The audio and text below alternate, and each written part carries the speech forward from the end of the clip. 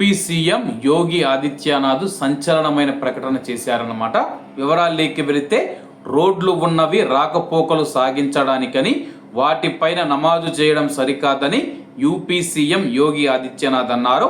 కేటాయించిన ప్రాంతాలలోనే నమాజ్ చేసుకోవాలన్నారు. క్రౌడ్ ఎక్కువగా ఉందని కొందరు అన్నారు.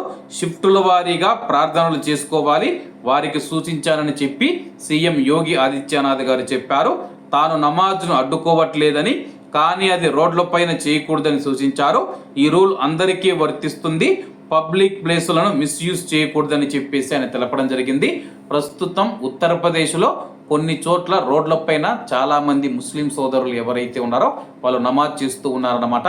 ఆ నమాజు రోడ్లపైన చేయకూడదని చెప్పేసి మసీదులు కావచ్చు, లేకపోతే మీకు కేటాయించిన ప్రాంతాలు ఏవైతే ఉన్నాయో ఆ ప్రాంతాలలో నమాజు చేయండి.